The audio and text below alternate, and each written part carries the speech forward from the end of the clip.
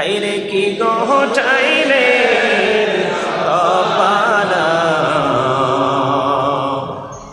কলিজা ফাটিয়া যাই গো করিতে সে বর্ণনা। ও বন্ধু, হাদিস শরীফ থেকে প্রমাণ, ইয়াজিদ বাহিনী নারীর ইজ্জত নিতে মজা পাইতো, নারীদের ইজ্জত লুটে নিতে বন্ধু মজা পাইতো। এমন নষ্ট চরিত্রের মানুষকে জান্নাতের লিডার কোনোদিন সমর্থন করতে পারে কিনা বলে? আমরা কি সমর্থন করব? কথা বলেন, সমর্থন করতে পারে? ও বন্ধু, এমনও হবে রে কাল কিয়ামতের দিন সে ভালো করে নামাজ পড়তে পারে নাই, ভালো করে রোজা রাখতে পারে নাই, ভালো করে আল্লাহকে ডাকতে পারে নাই, কিন্তু কারবালার ঘটনা শুনে চোখের পানি ফেলেছে, বিছানায় শুয়ে শুয়ে ইমাম হুসাইনের জন্য কান্না করেছে, নবীর জন্য কেঁদেছে। আল্লাহ রাব্বুল আলামিন এই চোখের পানি কবুল করে ও বন্ধু জান্নাতি করে দিবে। আর ইয়াজিদ বাহিনী যদি বন্ধু পাহাড় পরিমাণ আমল করে নামাজ পড়ে, কোরআন তেলাওয়াত করে, দান সাদকা করে, আল্লাহ রাব্বুল আলামিনের দরবারে কবুল হবে না। বলে হুজুর আপনি কি মুখস্থ করেছেন? না না, মুখস্থ বলিনি। আব্দুল্লাহ ইবনে আব্বাস রাদিয়াল্লাহু তাআলা আনহু থেকে হাদিস বর্ণিত, তিনি বলেছেন আমার নবী বলেছেন কাবা শরীফের রুকনে হাজরে আসওয়াদে যদি অবস্থান করে, মাকাম ইব্রাহিমের মধ্যে যদি অবস্থান করে কোন মানুষ রোজা রাখে এবং নামাজ পড়ে, কিন্তু আহলে বাইতের সাথে শত্রুতা করে কবরে গেল, বিদ্বেষ পোষণ করে কবরে গেল, তাদের এই পাহাড় পরিমাণে পবিত্র জায়গা মক্কার হেরেমে 1 রাকাত নামাজ পড়লে 1 লক্ষ রাকাতের সওয়াব। কত রাকাত? এমন গুরুত্বপূর্ণ জায়গায় যদি থেকে বন্ধু নামাজ পড়ে রে রোজা রাখে, কিন্তু হুসাইনের সাথে ভালো সম্পর্ক নাই, নবীর পরিবারের সাথে ভালো সম্পর্ক নেই বন্ধু, তারা মরার পরে চলে যাবে জাহান্নামে। তাহলে কোন নামাজ দামি? হুসাইনের পক্ষ থেকে যে নামাজ পড়ে সেই নামাজ দামি। ওই কোন কোরআন তেলাওয়াত দামি? যে কোরআন হুসাইনের পক্ষে থেকে তেলাওয়াত করে, ঠিক কিনা বলেন? মনে রাখবেন, কোরআন পড়লেই শুধু মুমিন না, নামাজ পড়লেই শুধু মুমিন না। আল্লাহর হাবিব কি বলেছেন? আমি তোমাদেরকে সব সত্য জানিয়ে দিলাম, এর বিনিময়ে কিছু চাই না, চাই শুধু আমার হুসাইন আহলে বাইতের মুহাব্বত। আল্লাহ কোরআনে বলেছেন ইউদিল্লু বিহি কাসীরা ওয়া ইয়াহদি বিহি কাসীরা। আল্লাহ কোরআনে বলেছেন আমি কোরআন দিয়ে কাউকে হেদায়েত প্রাপ্ত করে জান্নাতি করেছি, কাউকে গোমরা করে পথভ্রষ্ট করে আমি জাহান্নামী করে দিয়েছি। জাহান্নামীদেরকে কিয়ামতের দিন আল্লাহ বলবে ইউ গো টু হেল, জাহান্নামে চলে যাও। জান্নাতীদেরকে, হুসাইনের প্রেমিকদেরকে বলবে ইউ গো টু প্যারাডাইস, জান্নাতে চলে যাও। বন্ধুরে আমার বলতে চেয়েছিলাম, ওই যে আমি বলেছিলাম যে অবৈধ সন্তান প্রসব করেছেন কে? ওই আমার মা বোনেরা, সরল মনা মা বোনেরা, শুধু ইয়াজিদ বাহিনীর তাণ্ডবের কারণে আমার এখানে সংগ্রাম দেখেছেন, আছেন আমার দাদা, সংগ্রাম দেখছেন না?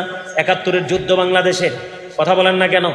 এই ৭১-এর যুদ্ধের কথা, পাকিস্তানি হানাদারদের তাণ্ডবের কথা যখন আপনার মনে হয়, যেমন বাংলাদেশের প্রধানমন্ত্রী যখন সত্যিকার অর্থে বন্ধু ওই রাজাকারদেরকে ধরে ধরে ফাঁসি দিয়েছেন বন্ধু, আমার অনেক মানুষ দুঃখ করেছেন, কারণ ওই তখনকার সময় তো এই যুগের মানুষ তো দেখে নাই।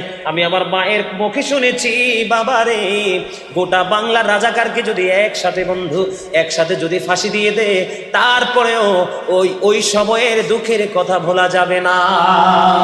আপনারা যারা দেখেছেন মা বোনদের ইজ্জত নিছে কিনা, তখন কেমন লাগছে? মনে হয়েছে না যে তাদের ভোগ ঝাঁঝরা করে দেয়? বন্ধু ৭১-এ পাকিস্তানি হানাদার বাহিনী রাজাকারেরা ওই আমাদের দেশের রাজাকারদের সাহায্যে বন্ধু পাকিস্তানি হানাদাররা আমাদের মা বোনদের ইজ্জত লুটে নিয়েছে। আমরা আজও পর্যন্ত পাকিস্তানকে ভালো চোখে দেখি না, ঠিক কিনা বলেন? পাকিস্তানকে যদি আমরা ৭১-এর কারণে বন্ধু ঘৃণা করতে পারি রে, তাহলে আপনারা আমাকে বলেন এই ইয়াজিদ বাহিনী যে যারা আমাদের ইমাম ছিল, যাদেরকে বিশ্বাস করা আমাদের ইমানে দায়িত্ব ছিল, তাদের উপর এই নামদারি মুসলমান, নামদারি মুনাফিকরা, ইয়াজিদ বাহিনীরা ১,০০০-এরও বেশি মা বোনকে অবৈধ সন্তান প্রসব করতে বাধ্য করেছে। এরা কি কোনো দিন ক্ষমার যোগ্য হতে পারে? কথা বলেন, পারে কি পারে? এই ৬৩ হিজরিতে বন্ধু এই জিলহজের চাঁদের ৩ তারিখে ২৭, ২৮, ২৯ সব কিছু ইয়াজিদ বৈধ বলে ঘোষণা দিয়েছে। বন্ধুরে আমার, আপনারা জানেন না মদিনার সরল মনা ৭০০ সাহাবীকে খুন করেছে। কত শত? কত শত সাহাবী সম্পর্কে কিছু জানেননি? সাহাবীদের ঘোড়ার খোরার পায়ের নিচের 3 আঙ্গুলের 1 চিমটি মাটি কয় আঙ্গুল? সাহাবীদের ঘোড়ার খোরার নিচের 3 আঙ্গুলের 1 চিমটি মাটি যদি একটা পাল্লায় তুলে দেওয়া হয় রে, গৌসে পাক থেকে ধরে কিয়ামত পর্যন্ত এই পৃথিবীর বুকে যত অলি পয়দা হবে সবাইকে যদি একটা পাল্লায় তুলে দেওয়া হয়, তারপরেও সাহাবীদের ঘোড়ার খোরার নিচের 3 আঙ্গুলের 1 চিমটি মাটির ওজন ভারী হয়ে যাবে। এইরকম জলিল কদর সাহাবী বন্ধু, এত মহাব্বত নবীর ছিল, তাদের 700 সাহাবীকে তারা হত্যা করেছে। জুড়ে জুড়ে বলেন না নাউজুবিল্লাহ। আরেকটু মহাব্বতে বলুন না নাউজুবিল্লাহ। আরেকটু মহাব্বতে বলুন নাউজুবিল্লাহ। এবার আপনারা আমার দিকে তাকান, এবার আমি একটু হাদিস শরীফের দিকে আসি। আল্লাহর হাবিব সরকারে দো জাহাঁ ইমামুল মুরসালিন তিনি বলেছেন খুনটা কত জঘন্য। দেখেন আমার দিকে তাকান, খুনটা কত জঘন্য। এটা মুসলিম কান্ট্রি, তার মানে মুসলমানদের দেশ বাংলাদেশ, ঠিক কিনা বলেন? বাংলাদেশ ইজ বিউটিফুল কান্ট্রি, ঠিক কিনা বলেন? খুব সুন্দর না? সম্মানিত উপস্থিতি, এখন আমার একটা সেন্টেন্স আমার মনে হয়েছে আর কি। হঠাৎ করে একদিন ভারত থেকে কিন্তু বিভিন্ন থেকে প্রায় সময় আমাকে ফোন দেয়। একদিন আমাকে বলতেছে এক ভদ্রলোক, হুজুর আমার জীবনটা ধন্য হতো যদি আমি বাংলাদেশের নাগরিক হতাম। জোরে বলেন না সুবহানাল্লাহ। বলে হুজুর কেন? আমি এখন একটু বলবো সত্যটা কোথায় লুকায়িত। ও হুজুর আমাদের ভারতের আলেমরাও তো ওয়াজ করে, এত মায়া তো লাগে না? বাংলাদেশের সুন্নি জামাতের আলেমদের কণ্ঠে যে এত মধু, সেই মধুর সুর শুনলে হুজুর আসলে মনে হয় যে নিজেকে হারিয়ে ফেলি। বিশ্বাস করেন আমার কথা? বিশ্বাস করেন? বলছে হুজুর কিভাবে? অনেক সময় আমাকে মেসেজ পাঠায়, অনেক সময় আমাকে SMS করে যে হুজুর বাংলাদেশে যদি জন্ম হতো আমরা ধন্য হতাম। কারণ কি আছে? আহলে বাইতের প্রেমিক, নবীর প্রেমিককে আল্লাহ যে শান মান ইজ্জত মর্যাদা দিয়েছে, খারিজিরা যতই শিক্ষায় শিক্ষিত হোক না কেন কোনো দাম হবে না। কথা বলেন না কেন? কারণ ভারতে কিন্তু ইয়াজিদি মুসলমান বেশি। কথা বলেন না কেন? ভারতে ইয়াজিদি মুসলমান কি বেশি, মনে রাখতে হবে। বন্ধুরে আমার, বলতে চেয়েছিলাম হাদিস শরীফের মধ্যে এসেছে এই মুসলিম দেশের মধ্যে যদি কোনো বেঈমানকেও কোনো কারণে বিনা কারণে হত্যা করা হয়, এই বেঈমানকে হত্যা করার কারণে সে জান্নাতে তো যেতে পারবে না। জান্নাতের গ্রাম বন্ধু 400 বছরের দূর থেকে খুঁজে পাওয়া যায়, সেই জান্নাতের গ্রাম পর্যন্ত খুঁজে পাবে না। একজন বেঈমানকে যদি বিনা হিসাবে হত্যা করা হয়, কি করা হয়? সে মনে করেন হত্যার যোগ্য না, কি না? খুন করার মতো অপরাধ করে নাই, তারপরও কোন মুসলমান একজন বেঈমান কাফেরকে হত্যা করেছে। আল্লাহর হাবিব বলেছে এই রকম অন্যায় যদি করা হয় সে জান্নাতের গন্ধ পাবে না, সে যেন গোটা জাতিকে হত্যা করে ফেললো।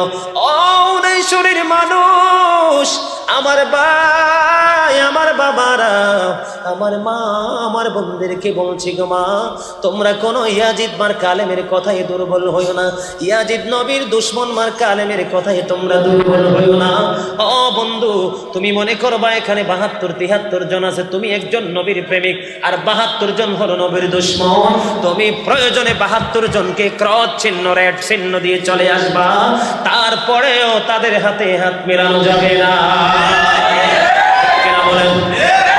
বন্ধুরে আমার আলোচনায় আসি আমি। এবার আপনারা বলেন, একজনকে বিনা কারণে হত্যা করা যদি গোটা জাতির হত্যার দায় নিতে হয়, জান্নাতে না গিয়ে জান্নাতের 400 বছরের দূর থেকে জান্নাতের ঘ্রাণ পাওয়া যায়, এই জান্নাতের ঘ্রাণও সে খুঁজে পাবে না। এত বড় জঘন্য অপরাধ হলো হত্যা করা। আপনারা বলেন 700 সাহাবীকে শুধু খুন করেনি, 10,000-এরও বেশি মদিনার সরল মনা মানুষকে হত্যা করেছে। আপনারা এবার আমাকে বলেন, এই রকম নষ্ট চরিত্র, ক্যারেক্টারলেস পিপল এন্ড ক্যারেক্টারলেস মেনদেরকে ইমাম হুসাইন কখনো সমর্থন করতে পারে? আপনারা 1 মিনিটের জন্য, 1 সেকেন্ডের জন্য আমাকে একটা উত্তর দিবেন। আপনারা তো সাধারণ মানুষ, ইসলাম 5% বুঝেন না, কিন্তু আলেমদেরকে ভালোবাসেন, আলোচনা শুনতে মহাব্বত করেন। যদিও মাহফিলে আসতে পারেন না, ঘরে বসে বসে হলেও শোনেন কিনা বলেন? যে আলেমকে পছন্দ করে রাত দিন 24 ঘন্টা সুযোগ পাইলে শোনেন। আপনারা আমাকে 1 মিনিটের জন্য বলেন, আপনাদের কাছে কি অন্তরে ব্যথা লাগছে কিনা? বন্ধুরে আমার, রাসূলের কলিজার টুকরা আলী মুকাম কখনোই আপোষ হতে পারে না। কথা বলেন ঠিক না বেঠিক? বন্ধুরে আমার, ইয়াজিদের চরিত্র ছিল এরকম। ইয়াজিদ অনেক চেষ্টা করেছে ইমাম হুসাইনকে বন্দুকি করার জন্য, তার দলভুক্ত করার জন্য। ইমাম হুসাইন বলেছেন জীবন দিয়ে দেব, তারপরেও ইয়াজিদ বাহিনীর সঙ্গে হাত মিলাবো না। জোরে জোরে বলেন না নাউজুবিল্লাহ, আরো জোরে বলেন নাউজুবিল্লাহ, একবার বলেন সুবহানাল্লাহ। ইমাম হুসাইন শহীদ হয়েছে কিনা? এখানে কিন্তু কারবালার সাথে আরেকটা তথ্য যুক্ত। আমরা যখন বলি আমাদের নবী গায়েব জানে, ওই ইয়াজিদ মার্কা নবী, ইয়াজিদ মার্কা মুসলমান ইমাম সাহেবরা বলে আমরা নাকি ভুল কথা বলি, নবী নাকি গায়েব জানে না, এরা নবী শব্দের অর্থের খবরই জানে না। আমি আপনাদেরকে হাদিস শরীফ বলবো। উম্মুল ফজল বিনতে হারিস রাদিয়াল্লাহু তাআলা থেকে বর্ণিত, তিনি বলেছেন আমি একদিন স্বপ্ন দেখলাম, স্বপ্নের খবর দিতে যাওয়ার জন্য নবীর কাছে গেলাম। নবীর সামনে গিয়ে বললাম ইয়া রাসূলুল্লাহ, ইয়া হাবিবাল্লাহ, নবী গো, আমি আজকে রাত্রে একটা গভীর স্বপ্ন দেখেছি। কয় স্বপ্নটাকে বলো? কয় স্বপ্নটা খুবই ভয়ঙ্কর। কয় স্বপ্নটাকে আমাকে বলো। কয় ওগো নবী, আমি স্বপ্নে দেখেছি আপনার শরীর থেকে একটা টুকরা গোশত কেটে যেন আমার কোলে তুলে দেওয়া হয়েছে। তিনি যখন বললেন, নবী উত্তর দিলেন এটা কখনোই খারাপ নিউজ নয়, এটা ভালো নিউজ। গো নবী কেমন করে? কয় আমার কন্যা ফাতেমা সন্তান প্রসব করবে, তার নাম হবে হুসাইন। এখনো হুসাইন পৃথিবীতে আসে না, তাই হবে হুসাইন, হুসাইনকে তোমার কোলে দেওয়া হবে। এই গোশতের টুকরা রাখার মানে হলো ইমাম হুসাইনকে তোমার কোলে দেওয়া হবে। আল্লাহু আকবার,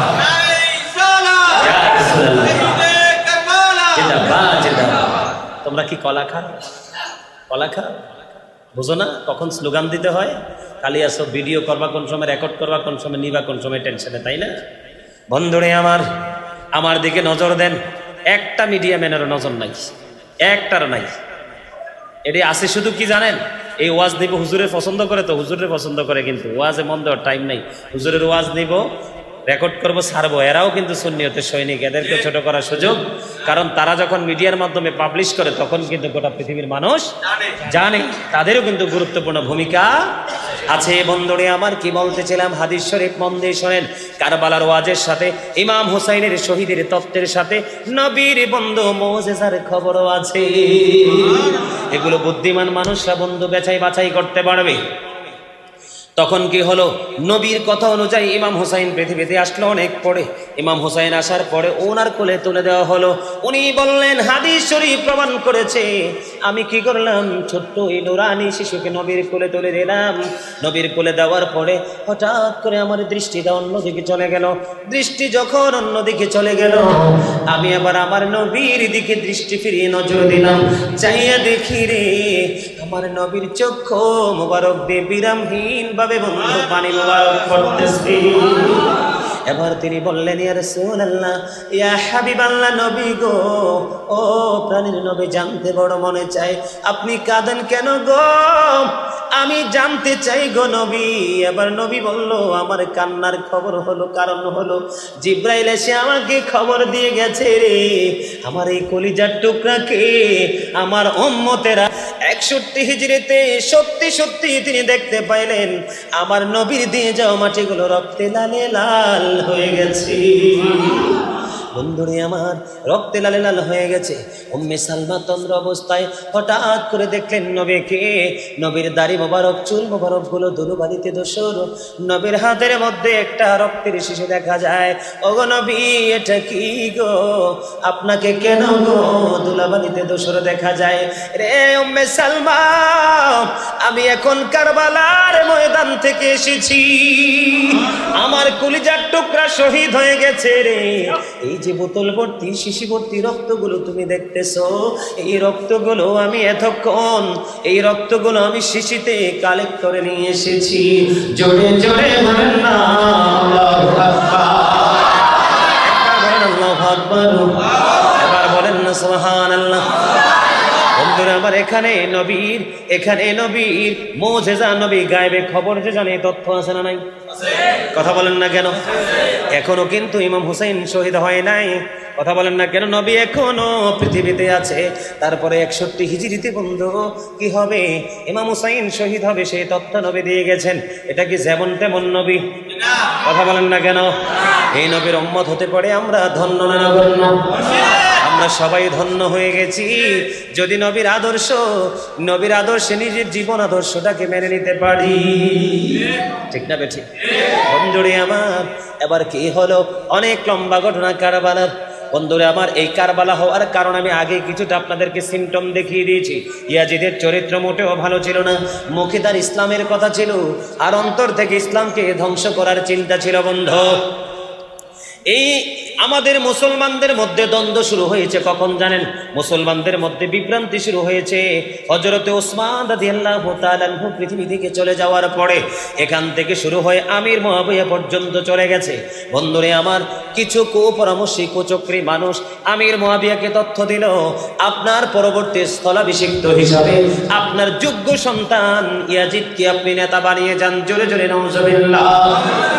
বন্ধুরে আমার, এই ইয়াজিদকে যখন নেতা বানানোর ঘোষণা দিল, সিরিয়ার মধ্যে খবর চলে গেছে, ইরাকের মধ্যে খবর চলে গেছে। বন্ধু, ইতিমধ্যে ওই আমির মুয়াবিয়া ইয়াজিদের বাবাও চলে গেছে, বসরার মধ্যে বন্ধু খবর চলে গেছে। বন্ধু, সব দিকে খবর চলে গেছে। ইয়াজিদ ক্ষমতায় আসার পরে বন্ধু এবার কি করলেন? তখন ওই মদিনার গভর্নর ছিলেন বন্ধু মারওয়ান ইবনে হাকাম। কে? কথা বলেন না কেন? মারওয়ান, মনে রাখেন কি? মারওয়ান ছিল তার নাম। তার কাছে বন্ধু চিঠি দিয়েছে যে মারওয়ান, ওই যে আমির মুয়াবিয়া কিন্তু পৃথিবীর ছেড়ে চলে গেছে। আমির মুয়াবিয়ার মৃত্যুর খবরটা গোপন রেখে তারা চেয়েছিলেন ইয়াজিদের হাতে বায়াত করানোর জন্য। বন্ধু, সিরিয়া দিয়ে ইয়াজিদের খবর চলে গেছে, ইরাকের মধ্যে চলে গেছে, বসরার মধ্যে চলে গেছে। বন্ধু, ধীরে ধীরে কুফা পর্যন্ত পৌঁছে গেল। ইমাম হুসাইনকে মিটিং এর জন্য ডাকলেন, আপোষ করার জন্য ডাকলেন। ইয়াজিদের চিঠির ভাষাটা ছিল এমন। আপনাদেরকে আমি বিনীতভাবে অনুরোধ করব, এখানে হাসার জায়গা না, মোবাইল নিয়ে রং তামাশা করার জায়গা না। মোবাইল টিপার জায়গা থাকলে out of sight, go to your seat. আমি কিন্তু আবার অন্য বক্তাদের মতো না, আমি আবার আপনারা যারা অনলাইনে আলোচনা শোনার মতো কি এখানে কেউ আছেন? মানে ইউটিউবে আলোচনা শোনেন এরকম কেউ আমার ভক্ত কি এখানে আছেন? কে কে আছেন হাত তোলেন তো দেখি। মাশাআল্লাহ, ভালো ভক্তই তো আছে এখানে।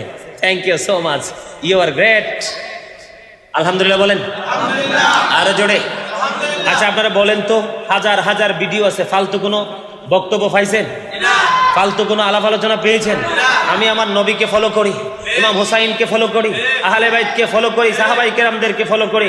আমরা কিন্তু বর্তমানে আমাদের কিছু সুন্নি বক্তা আছে, ঠুস ঠাস রং তামাশা করে আমাদের সুন্নিয়তকে আজকে কিন্তু দেয়ালে পিঠ ঠেকিয়ে দিয়েছে। কথা বলেন না কেন? ঠিক না? আমি কি মিথ্যা কথা বলছি? আবার এই বর্তমান সময়ের কিছু কি জানি বলে এদেরকে কি ধরনের কিছু মুসল্লি আছে, মানে এই মুসল্লিরা আছে, আবার ওদেরকে পাইলে আবার একটু মজাও পায়। আমার এক অভ্যাস হলো, আমি মাহফিলে ওয়াজ করি আর মসজিদে ওয়াজ করি আর যেখানেই করি, আমার সামনে কেউ কোনো গর্হিত আচরণ করতে পারবে না। এটা সবচেয়ে বড় বেয়াদবি। আমি বলছি কোরআন হাদিসের কথা, আহলে বাইতের কথা, তাদেরকে মোহাব্বত করা, তাদেরকে ভালোবাসা আপনার উপর ফরজ। আপনি ফরজ কাজের মতো জায়গা করতে এসে আপনি হাসছেন, নাম তামাশা করছেন, এটা কোন ধরনের ব্যবহার? এটা কি ভালো আচরণ? কথা বলে এটা ভালো আচরণ? বন্ধুরে আমার, বলতেছিলাম, একটু মনটা দিয়ে শোনেন। এবার কি হলো? মারওয়ান ইবনে হাকামকে চাপ দেওয়া হলো, চিঠি দেওয়া হলো। চিঠির ভাষা ছিল এমন যে তুমি কি করো, ইয়াজিদকে খবর দিয়ে নে, আরে ইমাম হুসাইনকে খবর দিয়ে নে, তুমি ইয়াজিদের পক্ষে বায়াত করানোর জন্য চেষ্টা করো। দেখবেন সুন্নি জামাত কখনো মাথা নত করে না। আছে না নাই? শিক্ষা কিন্তু ইমাম হুসাইন থেকে পেয়েছে। থেকে ইমাম হুসাইন রাদিয়াল্লাহু তাআলা আনহু থেকে বন্ধু শিক্ষা পেয়েছে। কেমন করে শিক্ষা পেয়েছে? ইমাম হুসাইনকে যখন ডাকা হলো তিনি গেলেন। এখানে কিন্তু সাবেক কিন্তু বন্ধু মদিনার গভর্নর ছিলেন, যার নাম ছিল ওয়ালিদ বিন উকবা। তার নাম কি? বর্তমানে রানিং আছে কে? মারওয়ান ইবনে হাকাম। তার আগে ছিল বন্ধু ওয়ালিদ বিন উকবা। ওয়ালিদ বিন উকবাকে পর্যন্ত মারওয়ান ইবনে হাকাম ডেকেছেন। এখানে উপস্থিত হয়েছেন ইমাম হুসাইনকে বন্ধু ইয়াজিদের হাতে বায়াত হওয়ার জন্য চাপ সৃষ্টি করা হলো। এবার ইয়াজিদ একটা ইমাম হুসাইন ডেকে ডেকে বলল, রে মারওয়ান, স্পষ্ট ভাষা তুমি শুনে নাও, ইয়াজিদের সাথে যদি আপোষ করতে হয়, কথা বলতে হয়, যেটাই করতে হয় ওপেনলি দিবালোকে হবে, চুপে চুপে বাড়ির আঙিনায় হবে না। জোরে বলেন ঠিক না ঠিক? আহলে সুন্নাত ওয়াল জামাতের আলেমগুলো যতগুলো বাহাসের জন্য ডেকেছে, বাড়ির আঙ্গিনায় ঘরের ভিতরে না ওপেন চ্যালেঞ্জ করেছে। কথা বলেন না কেন? সুন্নি জামাতের আলেমদের সিনায় হক সঠিক এলেম আছে, কোরআন হাদিসের এলেম অর্জন করেছে। তারা কোনো জুট রং শিক্ষা অর্জন করে নাই, এই জন্য তার বুকের পাটা বড়। ওপেনলি তারা চ্যালেঞ্জ গ্রহণ করতে বন্ধু প্রস্তুত, ঠিক কিনা বলেন? আমি আপনাদেরকে ইয়াজিদ বাহিনী এবং হুসাইনি বাহিনীর একটা মেসাল আমি দিতে চাই। এই যে ইয়া কোথায়, শিপন কোথায়? ওই যে আমরা ইয়াতে গেলাম কত 9 তারিখ নেই, ঢাকা গাজীপুর কোনাবাড়ি কাশিমপুর কারাগারের নাম শুনছেন না? টিভিতে দেখাইছে না? কাশিমপুর কারাগারের সঙ্গে বন্ধু দিনের বেলা মাহফিল করেছে গত 9 তারিখে। ঢাকা গাজীপুর কোনাবাড়ি কাশিমপুর কারাগারের কাছে ওখানে বন্ধু মাহফিল করতে গিয়েছি। 11টা বাজার 20 মিনিট আগে স্টেজে উঠেছি, 1টা বাজার মনে হয় 10-15 মিনিট আগে স্টেজ ছেড়েছি। ওখানে যাওয়ার পরে শুনলাম এই যে হুসাইনি কাফেলা এবং ইয়াজিদ বাহিনীর সাথে বন্ধু কতটা ডিস্টেন্স, কতটা পার্থক্য বোঝানোর জন্য বলছি। ওখানে আমাদের আহলে সুন্নাত ওয়াল জামাতের একজন হক্কানি আলেম এক ক্লাসে, আর ইয়াজিদ বাহিনী চতুর্দিকে বন্ধু ঘেরাও করে রেখেছে। উনি মিলাদ পড়তেছেন, তখন ওনাকে বলছে মিলাদ অবৈধ। নাউজুবিল্লাহ বলেন। উনি আহলে বাইতের প্রেমের বয়ান করতেছেন, বলতেছে এটা নাকি বেদাত, অবৈধ। এবার কি করলেন হুসাইনি কাফেলার সদস্য আমার ওই ভাই বন্ধু ইয়াজিদ বাহিনীকে 20 লাখ টাকার চ্যালেঞ্জ করে দিলেন। কি করে দিলেন? কত লাখ? 20 লক্ষ টাকার চ্যালেঞ্জ তিনি গ্রহণ করলেন।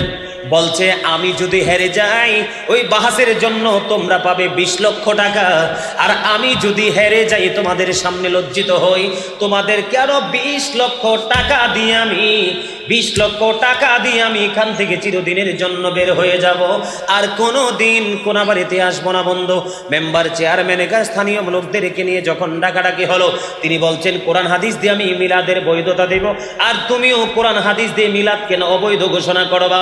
বন্ধু পরে যখন বলা হলো ওই উনি একজনে 40 লাখ টাকার চ্যালেঞ্জ দিয়েছে। কত লাখ? আর তোমরা পুরো গোষ্ঠী মিলে চ্যালেঞ্জ গ্রহণ করতে পারো না, তার মানে তোমাদের মধ্যেই বড় গলদ। আমার তখন কি হয়েছে গত 9 তারিখের ঘটনা আমি যাওয়ার পরে শুনে অবাক।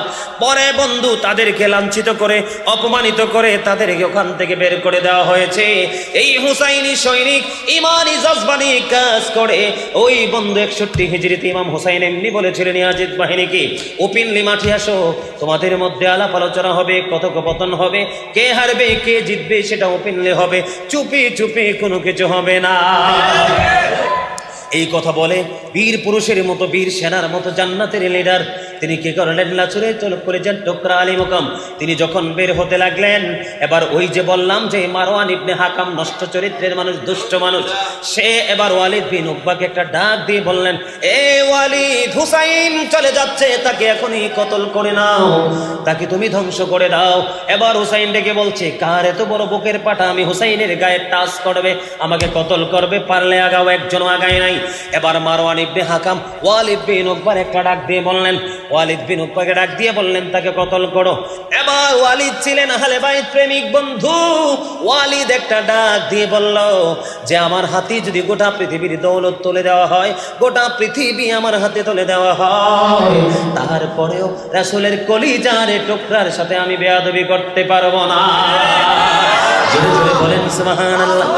এমনি করে বন্ধু ফিরনি যখন বলে দিলেন, বলে দেওয়ার পরে এবার ইমাম হুসাইন বের হয়ে যাচ্ছেন, আর ওয়ালিদ বিন উকবা তিনি বলতেছেন মারওয়ান ইবনে হাকাম রে, রে মারওয়ান, কিয়ামতের দিন যদি ইমাম হুসাইনের খুনের দায়িত্ব যার হাতে, যার কাঁধে পড়বে রে, তার মতো হতভাগ আর কেউই হবে না। এই কথা বলে বন্ধু ইমাম হুসাইন চলে আসলেন। এদিক দিয়ে কুফা থেকে ইমাম হুসাইনের কাছে বারবার চিঠি আসতেছে। আস্তে আস্তে আস্তে আস্তে একটা একটা করে মাঝখানে কিন্তু আরো অনেক ঘটনা আছে বন্ধু, সবগুলো বলা যাবে না, মূল পয়েন্টগুলো তুলে ধরতেছি। বন্ধুরে আমার, আপনারা কি বিরক্ত হন? আমার দিকে তাকান। কুফা থেকে আস্তে আস্তে চিঠি এসেছে কয়টা?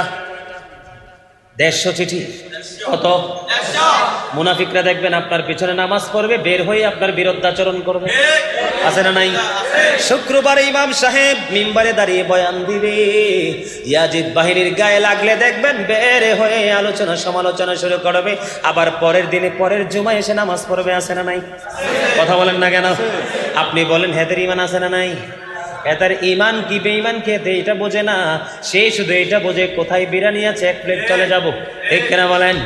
আমার একটু সমস্যা আছে, 500 টাকা দাও, তোমার দলে 5 দিনের জন্য চলে যাব, ঠিক কিনা বলেন?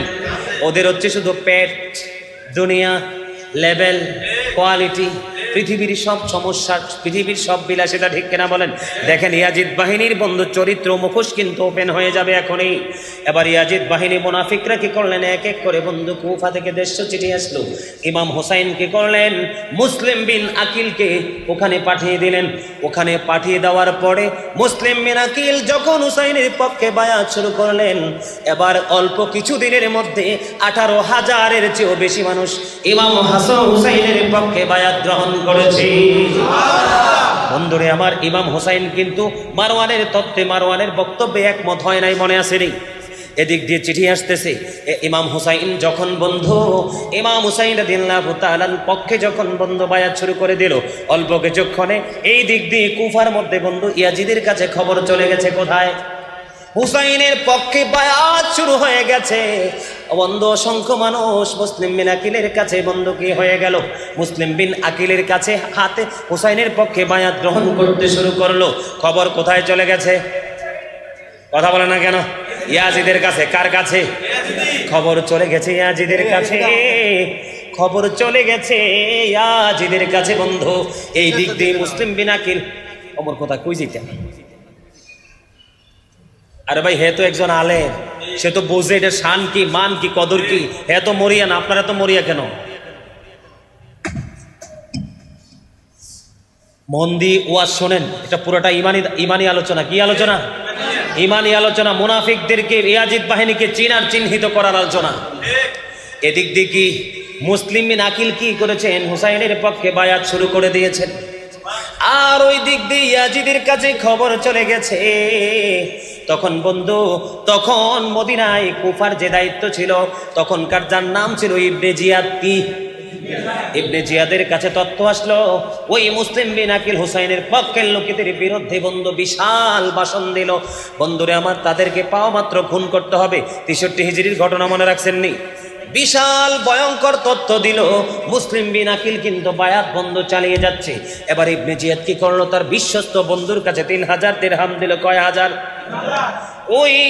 ওই ইবনে জিয়াদের বন্ধু জানতে পেরেছে, ইবনে জিয়াদের বন্ধু জানতে পেরেছে মুসলিম বিন উজ্জার সাথে মুসলিম বিন আকিলের এক গভীর নিবিড় প্রেমের বন্ধন আছে। তিনি ইতিপূর্বে জানলেন। জানার পরে মুসলিম বিন উজ্জার তালাশ করতে করতে মসজিদে পাক তার খবর পেয়ে গেলেন। এবার দেখেন, ওই যে আমি একটু আগে বলেছি তাদের ভাষা অত্যন্ত সুন্দর। এবার মুসলিম বিন উজ্জার কাছে গেছে, দেখেন, অথচ ইয়াজিদ বাহিনীর সবচেয়ে বড় সিক্রেট গুপ্তচর যাইয়া মুসলিম বিন উজ্জাকে রেখে বলতেছে, কয় আমি হুসাইনের পক্ষে বায়াত গ্রহণ করতে চাই, আমি হুসাইনের পক্ষে বায়াত গ্রহণ করতে চাই। আমি তার জন্য 3000 দিরহাম নিয়ে এসেছি। আপনি প্রয়োজন হলে, আপনি যদি প্রয়োজন মনে করেন, আমাকে মুসলিম বিন আকিলের কাছে নিয়ে চলেন। আর আপনি যদি মনে না করেন প্রয়োজন, তাহলে এই 3000 দিরহাম মুসলিম বিন আকিলকে দিয়ে দেবেন, আর আপনি ওনার পক্ষ হয়ে আমাকে বায়াত করিয়ে দেন। আসলে হুসাইনের প্রেমিক না, আসলে হলো হুসাইনকে ধ্বংস করার জন্য ইয়াজিদের গুপ্তচর। এখন আমাদের দেশে এরকম মিষ্টি ভাষী মুনাফিক আছে না নাই? আরো জোরে বলেন, আছে না নাই? দেখবেন, আপনি কিছু মনে করেন না, ওনারে পছন্দ হয়েছে। কি হয়েছে? ওনারে পছন্দ হয়েছে, খোঁজ খবর নিছে, ওনার কিছু ব্যালেন্স আছে। কি আছে? ওনার ব্যালেন্স বুঝছেন নি? টাকা পয়সা আছে, ধন দৌলত আছে, ভালো বিজনেস আছে, টাকাওয়ালা ভিআইপি পারসন। এবার যেই কোনো দুর্বল জায়গা তালাশ করতে থাকবে। কি করতে থাকবে? উনি কি পছন্দ করে, ওনার কাছে কেমন করে কাছে যাওয়া যায়, গুপ্তচরের মাধ্যমে বন্ধু ওনার তথ্য নিতে আবার তিনি সমাজের হেড লিডার, কি সমাজের লিডার, সমাজের নেতা, সমাজের মাথা, যার কথা সমাজ উঠে আর বসে। এবার ওনার এই দিক দিয়ে এসে একটা সিনায় পোছা দিবে, পোছা দিয়া বলবে, বাবা গো তোমারে দেখতে তো মোরের মতো লাগে। ঠিক না বেঠি? আসলে কি করতে আসছে? ইমাম চুরি করার জন্য এসেছে, ইয়াজিদের আদর্শ ওনার ভিতরে ঢুকাইতে আসছে। এই দিক দিয়ে তো ওনার আরেকটা মোছা দিয়ে বলবে, আপনার চেহারা নোরানি, নূরের মানুষের মতো লাগে। মূলত বন্ধু ওনাকে খুশি করার জন্য বলেছে মুনাফিক, উনি ওনাকে ব্যবহার করে এই সমাজের মধ্যে বন্ধু ইয়াজিদি প্রথা চালু করার জন্য এসেছে। বলেন, এই ইয়াজিদ বাহিনী সেই শিক্ষা পেয়েছে বন্ধু 61 হিজরি থেকে। মুসলিম বিন উজ্জার সাথে এরম ভাবে ইয়াজিদ বাহিনী মুনাফিক সুন্দর মিষ্টি মিষ্টি ভাষায় কথা বলতেছেন। দেখেন কত সুন্দর করে বলতেছেন, রে উনাইশরের আমার ভাই, আমার বাবারা, আমার মা, আমার বোনেরা, তোমাদেরকেও বলছি গো, আপনারা দেখবেন এখন বর্তমানে বাংলাদেশে একবারে বোরকা টোরকা লাগাইয়া, হাত মোজা পা মোজা লাগাইয়া কিছু ইয়াজিদ মার্কা ইয়াজিদের গোষ্ঠী কিছু নারী আছে, আছে না নাই ভাই? আছে নি? তাদেরকে চটি বই তো ধরাইয়া দেওয়া হয়েছে। চটি বই বোঝেননি? কয়েক পৃষ্ঠার চটি চটি বই, বইয়ের ভিতরে তাদের কোরআনের কিছু আয়াত, সাধারণ মানুষ তো অর্থ বোঝে না, ব্যাখ্যা বোঝে না, ব্যাকগ্রাউন্ড বোঝে না, একটা আয়াত পড়বে উল্টো কথা বলবে, ঘরে ঘরে মহিলাদের ইমানও তারা হরণ করে দিচ্ছে। কথা বলেন ঠিক না? কিছু মহিলাও বের হয়েছে। আমার মা বোনদেরকে বলবো সচেতন থাকতে হবে। মিষ্টি মিষ্টি কথা বলতে বলতে বন্ধু ওই মুসলিম বিন উজ্জা সরল মনা মানুষ, নবীর প্রেমিক মানুষ, আহলে বাইতের প্রেমিক রে, এবার মুসলিম বিন আকিলের তথ্য জানিয়ে দিয়েছে। বন্ধু মুসলিম বিন আকিলের তত্ত্ব যখন পেয়ে গেল, এদিক দিয়ে আরেকটা কাজ মাঝখান দিয়ে মুসলিম বিন আকিল করেছে। যখন দেখেছেন পুরো পরিবেশটা ইমাম হুসাইনের অনুকূলে আছে, কি আছে, বারবার ওনার কাছে ইমাম হুসাইনের পক্ষে বায়াত গ্রহণ করতেছে। উনি কিন্তু ইমাম হুসাইনকে বন্ধু আমন্ত্রণ জানিয়েছে, এ আলী মুকাম আপনি চলে আসেন গো, আপনার প্রেমিকের অভাব নাই। এই দিক দিয়ে হুসাইনও কিন্তু রওনা দিয়ে দিয়েছে। আরেক দিক দিয়ে ইয়াজিদ বাহিনী মুসলিম বিন আকিলের তথ্য পেয়ে গেছে। এবার বন্ধু মাঝখানে আরো লম্বা ঘটনা। ইয়াজিদ বাহিনী কি করলেন? ইবনে জিয়াদের নেতৃত্বে বন্ধু মুসলিম বিন আকিলকে ধরে ইবনে জিয়াদের বাড়ি পর্যন্ত নিয়ে গেল। বন্ধুরে আমার, নিয়ে যাওয়ার পরে মুসলিম বিন আকিল ইয়াজিদ বাহিনীকে উদ্দেশ্য করে আহলে বাইতের প্রেম, মোহাব্বত, ভালোবাসা, আহলে বাইতের ফজিলত সম্পর্কে অনেক তথ্য তিনি দিয়েছেন, অনেক বক্তব্য তিনি দিয়েছেন। কোন ধরনের বক্তব্য তাদের মধ্যে কোনো প্রভাব পড়ে নাই। জোরে জোরে বলেন নাউজুবিল্লাহ। এবার কি করলেন বন্ধু? এই দিক দিয়ে হুসাইন আসতেছে, এই দিক দিয়ে মুসলিম বিন আকিল ইয়াজিদ বাহিনীর কারাগারে বন্দী হয়ে গেছে। ইমাম হুসাইন কি কুফার বীর, যিনি তার দল নিয়ে বন্ধু ইমাম হুসাইন কি কুফা পর্যন্ত নিয়ে আসার জন্য গিয়েছেন, তার নাম হলো। এবার কি করলেন? মুসলিম বিন আকিলকে নির্মম ভাবে বন্ধু দেহ থেকে মাথা আলাদা করে দিলেন। ইন্না লিল্লাহি ওয়া ইন্না ইলাইহি রাজিউন। নির্মম মৃত্যুর খবর কিন্তু ইমাম হুসাইন শুনেছেন, এই নির্মম শহীদের খবর কিন্তু ইমাম হুসাইন শুনেছেন। তারপরেও সত্য মিথ্যার লড়াই উম্মতের জন্য শিক্ষা, নানার উম্মতেরকে জান্নাতের পয়গাম দিবে, সুখের রাস্তা দেখিয়ে দিবে, সেই জন্য তিনি কিন্তু বন্ধু পিছপা হয় নাই, কুবা পর্যন্ত চলে এসেছে। মুহররমের 10 তারিখ বন্ধু এসে গেছে। এদিক দিয়ে জয়নব ডেকে ডেকে বলতেছেন, জয়নব রাদিয়াল্লাহু তাআলা আনহা, ভাইজান আমাদের চতুর্দিকে শত্রু ঘেরাও করে ফেলেছে। ও ভাইজান আপনি মোকাবেলা কেমন করে করবেন গো, কি প্রস্তুতি নিয়েছেন? এবার হুসাইন ডেকে ডেকে বলে, বোন রে, আমার প্রস্তুতিটা হলো এমন, আমি এই মুহূর্তে আমার নানাকে দেখেছি। আমি কি দেখেছি? এই মুহূর্তে আমার নানাকে দেখেছি। আমার নানার সাথে আমার আলাপ আলোচনা হয়েছে। আমার নানা বলেছে, ও আমার কলিজার টুকরা, কিছুক্ষণের মধ্যেই তোমার সাথে আমার দেখা হচ্ছে। তখন কিন্তু জয়নব রাদিয়াল্লাহু তাআলা আনহা তিনি বুঝতে পেরেছেন আমার ভাইয়ের বিদায়ের সময় হয়ে গেছে। বন্ধুরে আমার, মুনাফিকরা ইমাম হুসাইনের পিছনে ইয়াজিদ বাহিনী নামাজও পড়েছে, ঠিক কিনা বলেন? বন্ধু মুনাফিকদের চরিত্র এতটা খারাপ চরিত্র আপনারা কল্পনা করতে পারবেন না। এবার যুদ্ধের জন্য প্রস্তুতি। আমি কিন্তু লম্বা ঘটনা ছট করেছি, কারণ অনেক সময় হয়ে গেছে, প্রায় 2 ঘন্টা হয়ে গেছে স্টেজে যে বসছি। কয় ঘন্টা? মিলাদ পড়তে হবে, কিয়াম করতে হবে, মোনাজাত দিতে হবে, আগামীকালকে আবার চট্টগ্রাম যেতে হবে প্রোগ্রাম, তার আইসা আবার যাইতে হবে সিলেটে, বিরাম নাই। নবীর মোহাব্বত। বন্ধুরে আমার, এবার হুর কি করলেন? যিনি কুফার বীর তো বোঝেন, মহাপুরুষ, ক্ষমতার অধিকারী। এবার হুরের অন্তরে বন্ধু হুর, আল্লাহর রহমত তার উপরে পড়লো। সে নজর দিয়ে দেখলো একদিকে জান্নাত অবস্থান করতেছে আর একদিকে জাহান্নাম অবস্থান করতেছে। সে মনে মনে চিন্তা করলো আমি জান্নাতটাই বেছে নিলাম। যিনি পাহারা দিয়ে কুফা পর্যন্ত নিয়ে এসেছে, কি পর্যন্ত? কুফা পর্যন্ত নিয়ে এসে জাহান্নাম হলো ইয়াজিদের দল আর জান্নাত হলো ইমাম হুসাইন রাদিয়াল্লাহু তাআলা ওনার দল।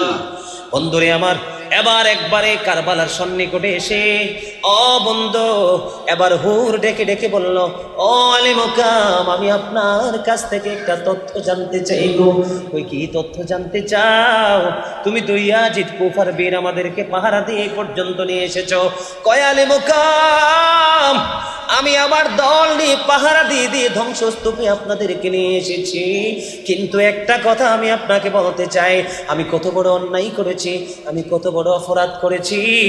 এখন যদি আমি আল্লাহর কাছে তওবা করি, আমার তওবা কবুল হবে কিনা? জোরে জোরে বলেন না সুবহানাল্লাহ। বলছে তুমি সত্যিকার অর্থে যদি তওবা করতে চাও তাহলে তোমার তওবা কবুল হয়ে যাবে। কি হয়ে যাবে? তওবা কবুল হয়ে যাবে। এবার তিনি ওনাকে ইমাম হুসাইন প্রশ্ন করলেন, তোমার নাম কি? কয় আমার নাম হলো হুর। কয় তুমি কি করতে চাও? কয় আমি আপনার সাথে প্রেমের বন্ধন তৈরি করতে চাই। তাহলে তুমি ঘোড়া থেকে নিচে নেমে আসো। এবার হুর ডেকে ডেকে বলে, হে আলী মুকাম, আমি জীবিত আপনার সামনে কোনোদিন যাব না। ইয়াজিদ বাহিনীর জন্য সীসাডালা দেয়াল হয়ে আমি যুদ্ধ করব, আমার লাশ আপনার কদমে উপহার দিব। জোরে জোরে বলেন না সুবহানাল্লাহ। এটার নামই হলো হেদায়েত, এটার নামই হলো প্রেম, এটার নামই হলো মুহাব্বত, আর এটার নামই হলো পুরস্কার। একটু আগেও কি সে বেঈমান, ঠিক কিনা বলেন? একটু আগেও সেই নবীর দুশমন, আহলে বাইতের দুশমন, এখন সে হয়ে গেছে আহলে বাইতের প্রেমের সদস্য, অন্যতম একজন। সুবহানাল্লাহ। এদিক দিয়ে বন্ধু অবস্থা একেবারে প্রতিকূলে, খারাপ অবস্থা। ইমাম হুসাইন ওনার সঙ্গীদেরকে ডেকে ডেকে বললেন, কি করলেন? ইমাম হুসাইনকে ডেকে ডেকে বললেন সঙ্গীদেরকে যে তোমরা আমাকে ছেড়ে কোথায় চলে যাও, তোমরা আমাকে ছেড়ে তোমাদের বাড়ি করে চলে যাও, তোমাদের আপন স্বজনের কাছে তোমরা চলে যাও। ইয়াজিদের টার্গেট হলাম আমি, আমাকে শেষ করতে পারলেই তারা শান্ত হয়ে যাবে। এবার ইয়াজিদ বাহিনী, এবার ইমাম হুসাইন রাদিয়াল্লাহু তাআলা আনহুর সঙ্গীরা ডেকে ডেকে বলল, কাল কিয়ামতের দিন আপনাকে শত্রুর মুখে রেখে আমার নবীকে কেমন করে এই মুখটা দেখাবো? বাঁচতে হলে একই সাথে বাঁচবো, জীবন দিতে হলে একসাথে বন্ধু জীবন দিব। ধীরে ধীরে ধীরে ধীরে এই যুদ্ধ করতে করতে করতে করতে বন্ধু একক যুদ্ধ শুরু হয়ে গেল। কি যুদ্ধ? একক যুদ্ধ। আপনারা জানেন, আপনাদের সামনে যদি কোনো মানুষ পানি পানি পরে কাঁদে, আপনি কি আগে কাজ করবেন না পানি দিবেন? কথা বলেন। কেউ যদি ক্ষুধার্ত থাকে, আপনার কাছে দেওয়ার মতো এবিলিটি আছে, আপনি তামাশা করবেন না, তারে খাবাই দিবেন? বন্ধুরে আমার, যেই হুসাইন রাসূলের কলিজার টুকরা, যার নানার উসিলায় পৃথিবী সৃষ্টি হয়েছে, আমরা হয়েছি, যার উসিলায় আমরা জান্নাতি হব, ওই নবীর কলিজার টুকরার জন্য ফোরাত নদীর পানি বন্ধ করে দিয়েছে। পানির পিপাসায় কলিজা ফেটে যাওয়ার কথা, তারপরেও ইয়াজিদের হাতে হাত রাখে নাই। এতটাই শক্ত ছিল বন্ধু সত্য মিথ্যার যুদ্ধটা।